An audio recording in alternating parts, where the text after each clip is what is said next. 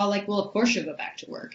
And won't you be bored if you don't? And I'm like, wait, so isn't my kid alone fascinating enough that if I wanted to do that full time, that is just as valuable? And so I was so made so to feel a bit insecure about the idea that if I didn't go back to work, that might bore me, as if I can't be creative or can't be engaged or actually can't do also this idea that boredom is bad, that just doing like, and I mean this is making me mad about the pandemic stuff, is that people are like not knowing what to do with their kids. And I'm like, kids are amazing.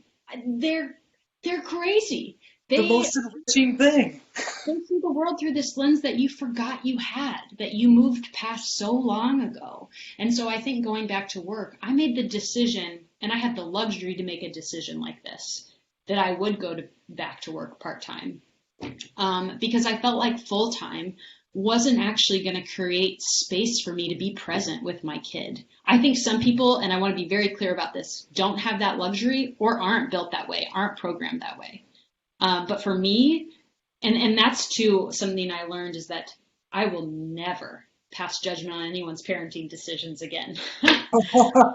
But I will say that it is really hard to go back to work or not go back to work when you've just had a kid. That's barely enough time to heal a broken wrist. There is that empowerment that comes from jumping right back in your career, and you don't hear a lot of people saying or raising their hand and saying like, maybe this isn't right for me. I mean, I never hear a lot of people say what you just said, and that was really wild. I lived in South Africa for a year, and so I studied Truth and Reconciliation Commissions, is this idea of reflective listening.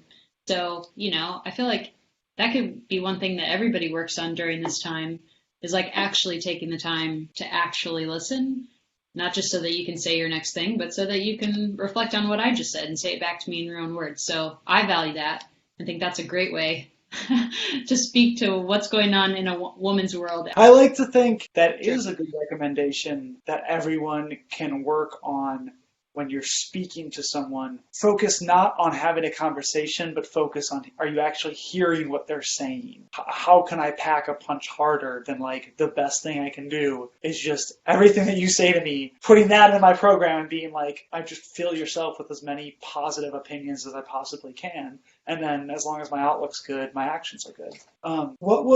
We could talk about this for like 2 hours. You said this maybe 10 minutes ago. Your best friend and training partner is, 36 weeks? What advice do you give to her as a person who has the same passions as you? What is something that would give comfort to a lot of women that are where you were 9 months ago? I've had this quote in my head ever since I actually started maternity leave, which is, a strenuous soul hates cheap successes. And I feel like motherhood, maybe over any other thing, offers the chance to develop a strenuous soul, because the success of coming back to running after you have a baby isn't cheap. It's probably the most valuable thing that I've ever encountered. Like the first time when I finished 3 miles, this was maybe like, I'm not even going to tell you the numbers, because I think one thing that women do is compare themselves to one another. So I try to like not give data, like I gained this much weight, or I went back to running at this week postpartum. I think that can be really damaging to other people. But when I did start going back to running postpartum, the first time I completed a 5K again, I wept. The sun was coming through the clouds, and I just broke down, because I always feel this way. Running is a friend.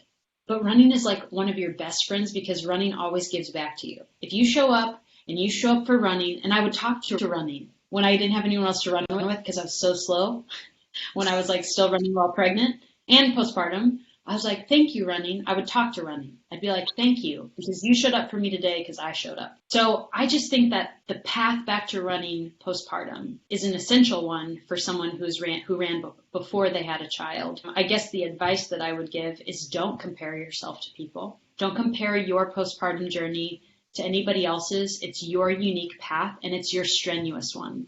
But along the way, if you do it your own way, you have the opportunity to have success like you've never felt it before. And it's a personal, deeply gratifying one that has nothing to do with a finish line. It has nothing to do with anybody else. It has totally to do with you in the midst of your own solitude, your own heart, and your own satisfaction. And that to me is actual self-care, because it's not that isn't selfish. That's developing a heart that can last into all the other phases of a female's life. Because I think, okay, well, I did postpartum, but I, as a woman, am going to have to do menopause. I'm also going to have to deal with my parents dying. I'm also going to have to deal with my little baby growing up. And if all goes as planned, she's going to grow up and reject me. That's the healthy thing to do, is that she will move out someday. And if I can develop a strenuousness towards my life now in this moment, then hopefully I'll be able to cope better with all those other moments that are to come, that are going to be difficult, devastating. But ultimately, my mind is still connected to my body. And the truth of that, and reclaiming the truth of that after you have a baby, is precious. You would be telling them, while this journey postpartum will be one of the toughest journeys that you've ever embarked on, it is yours and no one else's. And you're effectively building yourself a suit of armor that you will use the rest of your life, and that no one else can say they have. Yeah, and also, you have to laugh at it, because if you don't figure out how to laugh at yourself, it's going to suck. Like, that's my opinion, which is that, like, the amount of times I've peed my pants running really fast down the nap, and how strange my bowel movements are sometimes. Like, your body, I mean, all my insides were rearranged. So, like, everything works a little bit differently. That stuff is funny to me. If it's not funny, I can't handle it. Like, You're like a newborn baby again, and you're like, what's happening? Like, how do I use, like, all my what are my appendages even? I let myself get so stressed out. You can kind of get stuck in all these practicalities. I guess that's the other thing I would say to people, is like, you can get stuck in all the things you think are like supposed to be programmed into your day once you become a mom, whether that's like naps or feeding or whatever. But it's like, figure out when your sacred space is, because you can set that space and that time aside. It might take extra work for you to get there. Like, you might have to have that conversation with your partner that you never had to have before. Like, now I have to ask my husband, I'm like, hey, I want to run. Can I go run? Like, I never asked permission before. But now there's another person in the house that I have to take into account, because then he would have to care for the baby, right? That time is sacred. So whatever it means, it might mean that you have to pump before you go. Because if you don't pump, then there's something for your baby to eat and you might explode. Yes. So, like, whatever those things are, at first I was like, gosh, this is so inconvenient. And then I was like, you know what? But it matters. And I'll just do these extra 3 steps that I never had to do before I had a baby. But I can do them. And then I can still go on my run. Yeah. So just make that space. If it's important to you, make it your priority. I get so wrapped up in, creating a structure for my day, and then my success in the day is built about following the rules of that structure that I've made. And you're saying, when you have a child, you better be dang ready to go with the flow, because that schedule's out the window. That baby's napping whenever it wants to nap. And if you want a little block of you time, you gotta, pump a couple pounds extra iron to make that happen for yourself. But when you do, you're happy. That's a weird metaphor, because I don't pump iron, I pump milk, but yeah. These days are, tough sometimes. My parents are in Cleveland, just balancing their stress, but, these combos, that made me feel good, and it was really nice talking to you. I guess it's nice to create some space for reflection on what I've been through.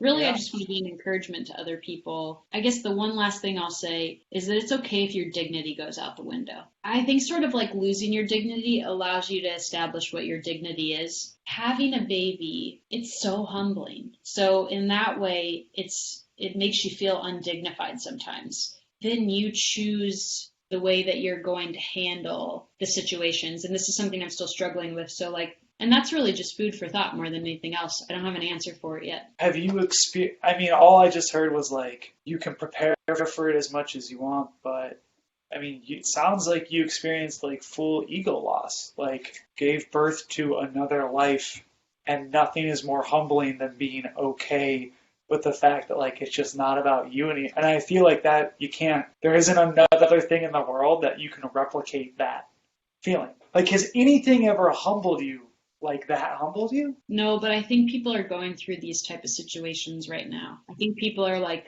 losing their businesses that were really stable. And I think people are losing family members that were relatively healthy. And I think people are grappling with anxiety that they didn't know they had because they've never had to be by themselves for so long. So I think naming the thing that you're going through is a way of humbling yourself to it. And I think it allows you to move through it if you can name what it is. Like I had to name that I resented my child at around 3 months in order to move through the anxiety I felt. I think the best way to restore dignity to a situation is to be honest about how you're moving through it and how you're feeling about it and that it sucks. Doing so frees you a little bit from it taking you captive. That's I don't know if that answered your question. No, that answered the question. That was powerful stuff. Yeah. And it's still humbling every day because every day I lose the battle at some point. Like every day I give in to the thing that I told myself I wouldn't. I get frustrated or I get impatient or I zone out and check my phone instead of being present. Or I get stressed out because she takes a nap at the wrong time. Like there's every day I lose those little tiny battles, but like I think that the overall battle is being won, like I'll come out on the other end of childhood and be like, oh dang, okay, like I like who I am. Yeah, you're like net gain.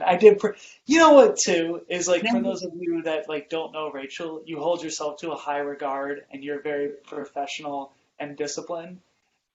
But you also need to chill out. You're a human being. Like none of us you're probably doing an exceptional job.